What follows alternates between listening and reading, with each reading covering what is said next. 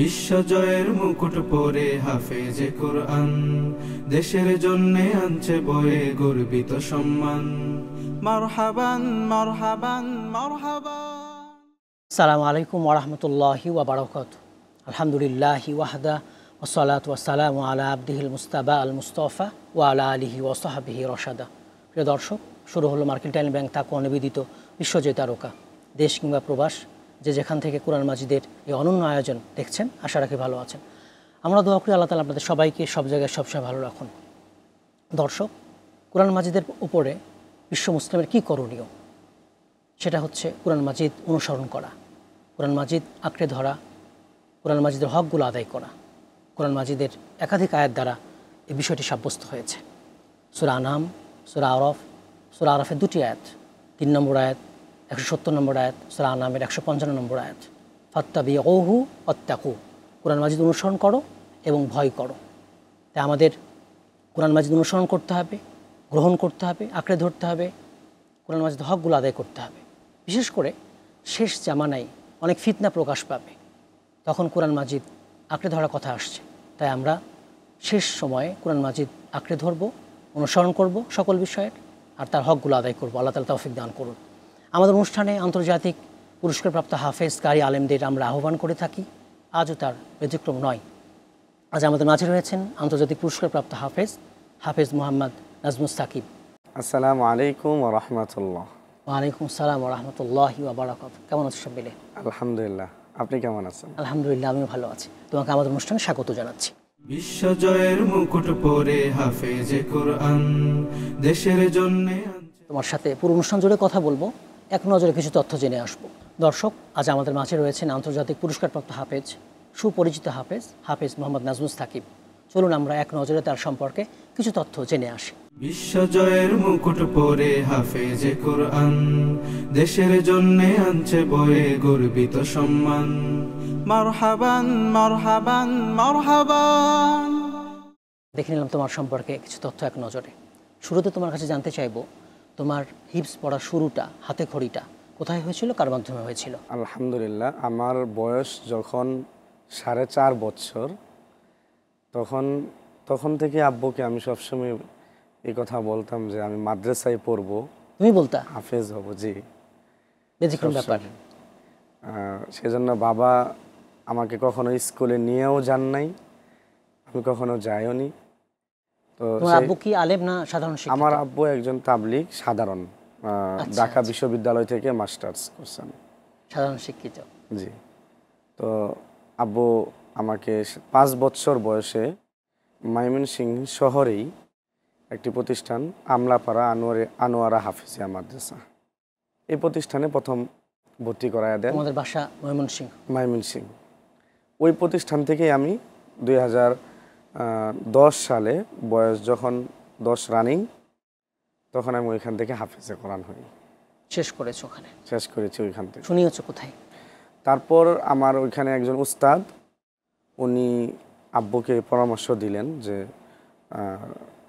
ঢাকাতে অনেক ভালো ভালো মাদ্রাসা আছে, আপনি যদি আপনার সন্তানটাকে ওই মাদ্রাসাগুলোতে পড়ান, তাহলে হয়তো ওর দ্বারা ভালো কিছু হতেও পারে, চেষ্টা যদি করেন। তো আব্বু অনেক স্বপ্ন নিয়ে আমাকে রমজান মাসে রোজা রেখে, মনে আছে আমার, অনেক কষ্ট করে যাত্রাবাড়ি তাহফিজুল কোরআন ও সুন্নাহ মাদ্রাসা, আলহাজ হাফেজ কারি নাজমুল হাসান হাফিজাহুল্লাহ হজরতের মাদ্রাসায় আমি ভর্তি হই 2011 সালের শুরুতে। 11 সাল থেকে আমার এই শোনানো 11 বছর বয়স, ওইখান থেকে আমার ওই শোনানো যাত্রা শুরু, এবং 11 সাল থেকে আমার প্রতিযোগিতার অংশ নেওয়াটাও শুরু হয়। 2টি মাদ্রাসায় পড়েছো, 2টি মাদ্রাসায় পড়ার মধ্যে তোমার পড়াশোনা পার্থক্য দেখেছো? আমলে কোনো পার্থক্য দেখেছো? অবশ্যই অনেক পার্থক্য, যেহেতু ঢাকা শহরে পড়াশোনা করা এবং এই জায়গার যেই মান, ওটা তখন ময়মনসিংহ তখন পর্যন্ত পৌঁছায়নি। এখন হয়তো ময়মনসিংহের অনেক জায়গায় ভালো ভালো প্রতিষ্ঠান হয়েছে, তখনকার সময় তো আজ থেকে প্রায় 13-14 বছর আগে কথা, 12-13 বছর হবে অবশ্যই, 2010 সালের কথা, 14 বছর। তখন তো এই যে তেলাওয়াতের যে মান এবং ভালো শিক্ষকের যে চাহিদাটা, এটা তো ময়মনসিংহ ছিল না। সেই জন্য থাকার কথাও না, থাকার কথা এটা রাজধানী, ওইটা আঞ্চলিক শহর। জি জি, এটা তো অবশ্যই রাজধানী। সেই জন্যই ওইখান থেকে অনেক স্বপ্ন নিয়ে ঢাকা শহরে আসা।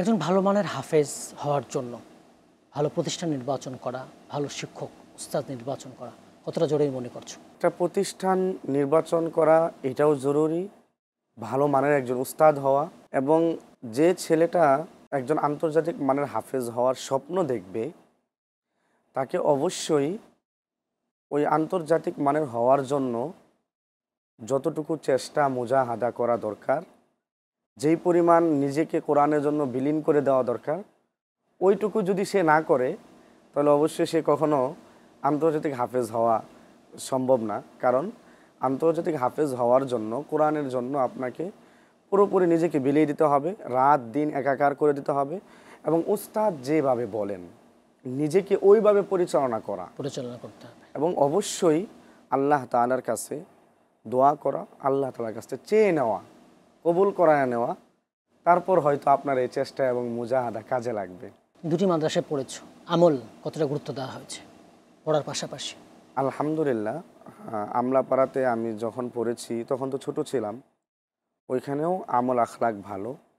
এবং যখন এত বড় একটি স্বপ্ন নিয়ে আমি ঢাকাতে এসেছি, উস্তাদরা যখন বলছেন যে স্বপ্নের সাথে সাথে তুমি যেমন চেষ্টা করবা এবং আল্লাহকে খুশি করতে হবে, জি জি, তখন স্বাভাবিকভাবেই আমাকেও আমল আখলাক ওয়ালাই হতে হয়েছে, শেষ রাতে চোখের পানি ফালাইতে হয়েছে, যে কারণে হয়তো আল্লাহ তাআলা কারো দোয়া কবুল করছেন। আমি তো সবসময় বলি যে আমার যোগ্যতার জায়গায় আমি কিচ্ছু না, আসলেও আমি কিচ্ছু না।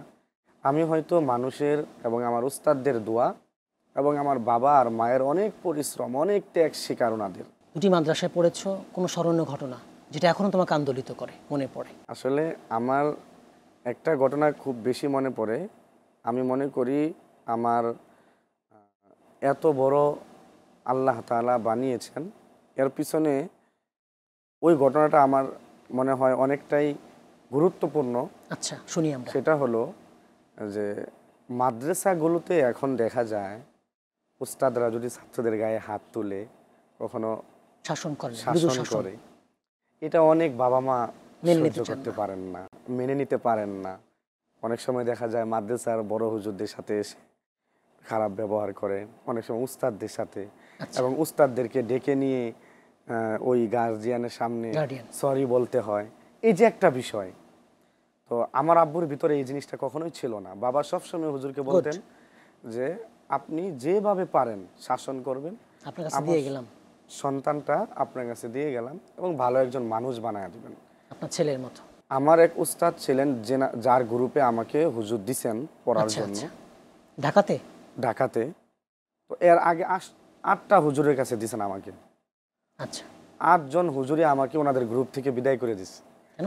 আমি এত খারাপ ছাত্র ছিলাম, ভালো ছাত্র ছিলাম না। মজার ব্যাপার তো, দেখা যেত মানে পড়া ঠিক মতো দিতে পারতাম, কিন্তু হুজুর যে মস্ক করাইতেন, যে পড়াটা যেভাবে ধরা দরকার ধরতে পারতাম না। আচ্ছা, তো একজন হুজুর লাস্ট বলছেন, হুজুর আমাকে দেন, আমি একটু চেষ্টা করে দেখি পারি কিনা ওরে।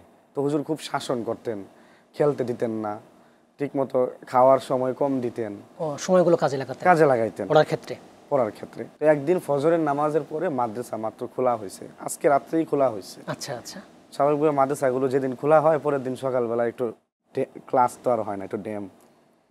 তো আমি সকালবেলা একটু ঘুমে ধরছিল, আমি ঘুমাইতে গেছিলাম, এক ছাত্র ভাইকে বলছিলাম হুজুরকে বলো যে আমার কথা জিজ্ঞাসা করলে যে সাকিবের মাথা ব্যথা করতেছে, একটু শুয়ে আস। তো ওই তো হুজুরকে বলছে, হুজুর বলছে যে ওরে তুই এখনই ডাক দিয়ে নিয়ে আস। তো আমার ডাক দিয়ে নিয়ে আসছে। তো আমার বলছে তুই শুইছস কেন, আমার অনুমতি নিছিস কিনা? বলছে না উস্তাদ, আমি তো অনুমতি নিই নাই, শরীরটা খারাপ লাগতেছিল, আর আজকে তো মাদ্রাসা মাত্র খোলা।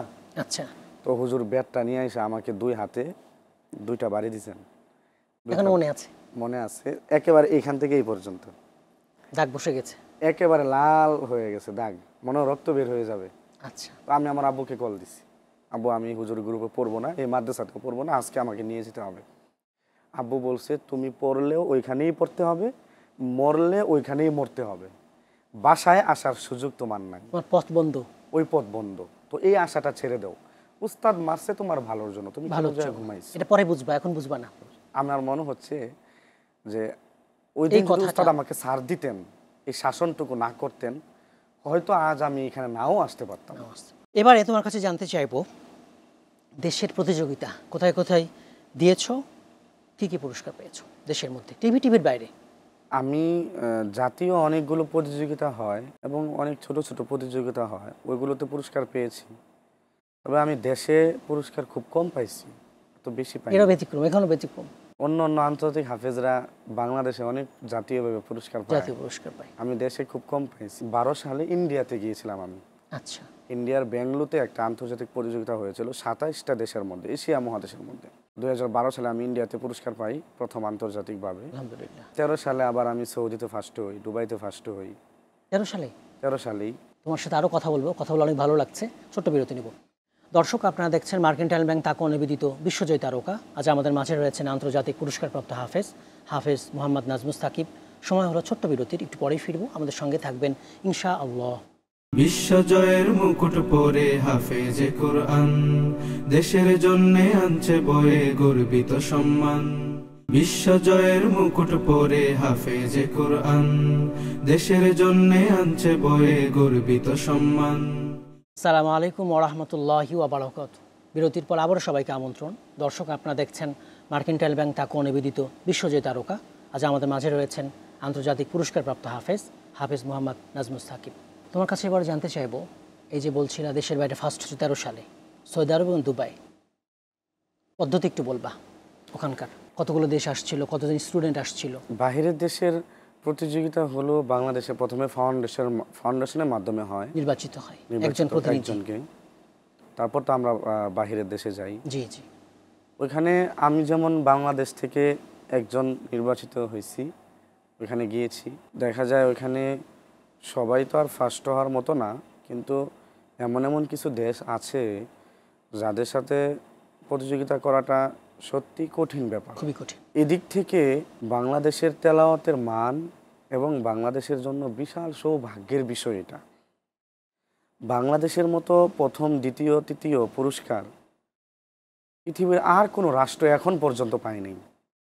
সবাইকে যদি মিলানো হয়, এবং আমরা অনারবি, মাতৃভাষা আরবি না। আমরা যখন 2013 সালে আমি 1 নাম্বার হয়েছিলাম সৌদিতে, তখন প্রায় 109টা ক্রান্তি ছিল। আচ্ছা। 109টার মধ্যে সবাই তো আর ফাইনালে আসে না, প্রথম বাসে অনেকে দেখা যায় বাদ পড়ে যায়। আমাদের জবান আরবি না, এবং বিচারকও দেখা যায় তাদের দেশের। তারপরেও বাংলাদেশের এক একটা ছেলে কতটা ট্যালেন্ট হলে এবং পড়ার মান কতটুকু উচ্চ লেভেলের হলে এটা সম্ভব, এতগুলো আরব দেশকে পিছনে ফেলে আমরা ফার্স্ট হয়ে আসি।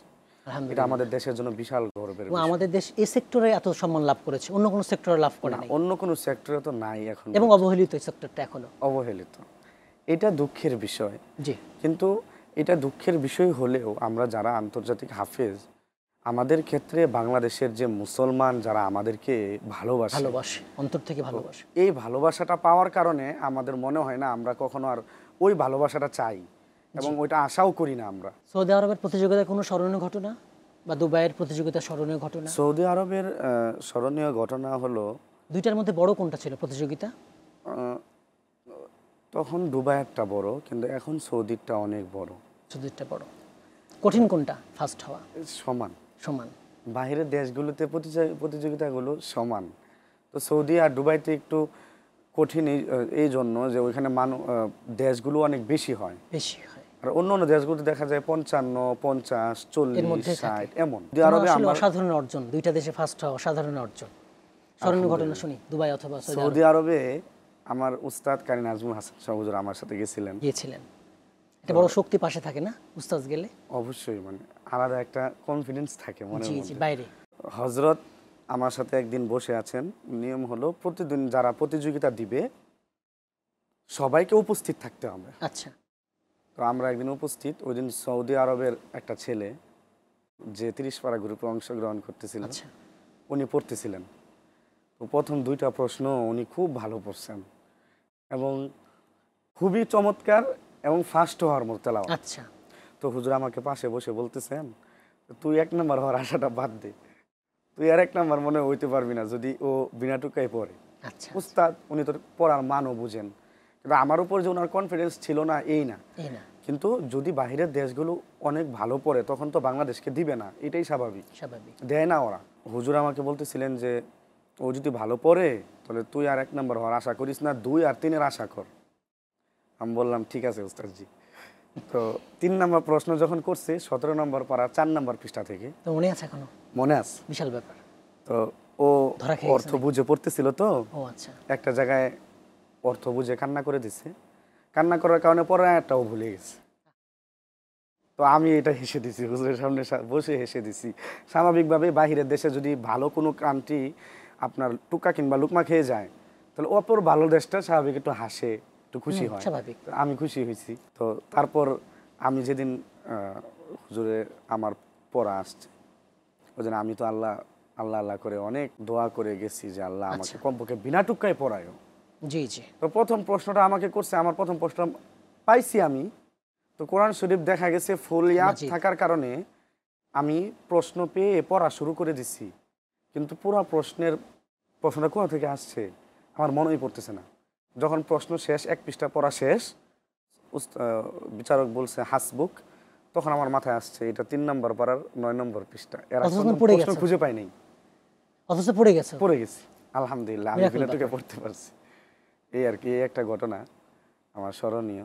অলৌকিক সহায়তা আসছে তোমার কাছে। আলহামদুলিল্লাহ আলহামদুলিল্লাহ। আল্লাহ তাআলা যখন তোমার নাম ঘোষণা করে দুবাইতে কিংবা সৌদি আরবে, কার কথা মনে পড়ছিল? সর্বপ্রথম এটাই মনে পড়ছে যে আমি সাকসেস, আমি বাংলাদেশের লাল সবুজের পতাকাকে উত্তোলন করতে পারছি। আমি দেশের কথা মনে পড়েছে। দেশের কথা, তারা তো দেশের কথা বলে, মিন বাংলাদেশ বলে। জি জি, সব দেশের কথা সহ নাম বলে। জি, এবং বাংলাদেশে নেমে যে আমি হাসি মুখে সবার সামনে দাঁড়াইতে পারবো এটাই সর্বপ্রথম মনে পড়ছে। নতুন যারা তোমার মতো বিশ্বজয়ের স্বপ্ন দেখে, আমাদের দেশের হাফেজরা, তারা কিভাবে নিজেদের প্রস্তুত করবে? আমার মতে ওই 2-3টা বিষয় খেয়াল রাখলে, যে সময়টাকে গনিমত মনে করা এবং এই একটা বৎসরের জন্য কমপক্ষে নিজের খেলাধুলা, দুষ্টমি এবং যে টাইমগুলো নষ্ট করা হয় এই টাইমগুলোকে কাজে লাগানো, ত্যাগ স্বীকার করতে হবে। ত্যাগ স্বীকার করতে হবে। আমি যখন 2012 সালে ওই হুজুরের গ্রুপে পড়ি, উনি আমাকে প্রায় 8 মাস বাড়িতে যাইতে দেন নাই। 8 মাস বাড়িতে যাইতে দেন নাই, প্রায় 9 মাস পরে আমি বাড়িতে গেছি। এবং ওই 8 মাস উনি আমাকে বিকালে খেলাধুলাও করতে দেন নাই। হয়তো মাঝে মাঝে 1-2 দিন আমাকে সুযোগ দিতে যাই টুকে, তো টোটালি অফ করে দিয়েছেন। ত্যাগ শিকারটা খুব জরুরি। তোমার সাথে আরো কথা বলবো, এই পর্যায়ে তোমার কাছ থেকে তেলাওয়াত শুনে নেব। আউযু বিল্লাহি মিনাশ শাইতানির রাজীম। বিসমিল্লাহির রহমানির রহিম।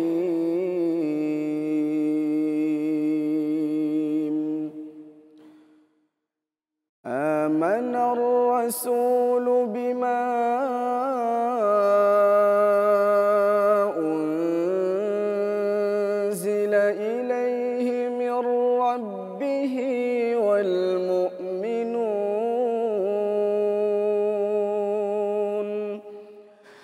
কুল্লুন আমানা বিল্লাহি ওয়া মালাইকাতিহি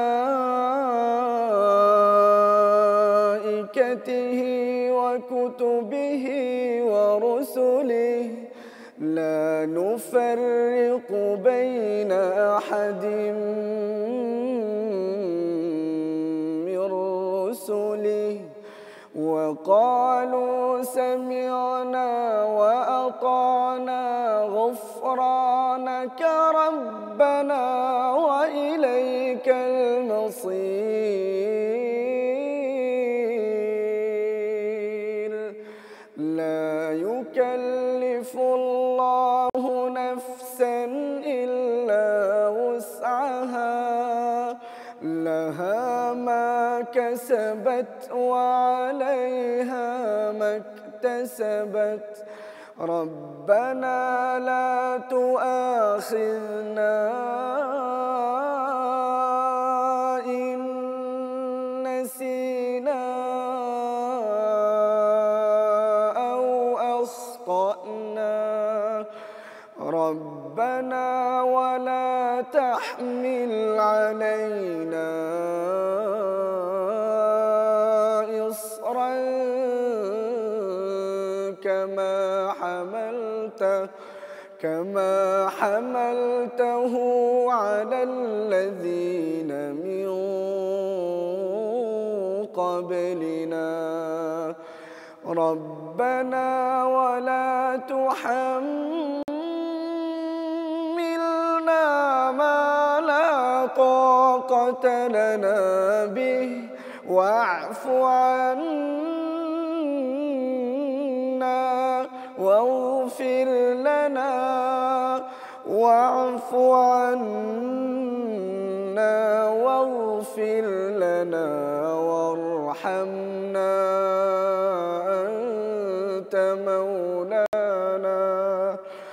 أنت مولانا فانصرنا على القوم الكافرين صدق الله العظيم আমিন। অসাধারণ ব্যতিক্রম তেলাওয়াত, হাসানতা, জাযাকুমুল্লাহ খাইর। আমার অনেক ভালো লেগেছে, আশা করি দর্শকদের অনেক ভালো লাগবে। আল্লাহ তাআলা তোমার কণ্ঠে আরো বারাকা দান করুন। আল্লাহুম্মা আমিন আমিন। তুমি অনেক ব্যস্ত, আমাদের সময় দিয়েছো, মূল্যবান সময়। জাযাকাল্লাহ। জ্যাম ঠেলে জাযাকুমুল্লাহ খাইর। দর্শক, আপনারা এতক্ষণ ধরে দেখছিলেন মার্কেল ড্যানবার্গ তাকওয়া নিবেদিত বিশ্বজয়ী তারকা। আজ আমাদের মাঝে ছিলেন আন্তর্জাতিক পুরস্কারপ্রাপ্ত হাফেজ, পরিচিত হাফেজ মোহাম্মদ নাজবুল সাকিব। যে উদ্দেশ্যে আমরা অনুষ্ঠান করি সেটা হলো আমাদের অনুষ্ঠান থেকে আগামীতে যারা বিশ্বজয় করবে তারা যেন শিক্ষা লাভ করে, বার্তা লাভ করে। অভিভাবকরা, গার্ডিয়ানরা এখান থেকে শিক্ষা লাভ করে তাদের ছেলে মেয়েদের তৈরি করতে পারেন, আমাদের দেশের মর্যাদা আবারও বিশ্বের বুকে উড্ডীন করতে পারেন।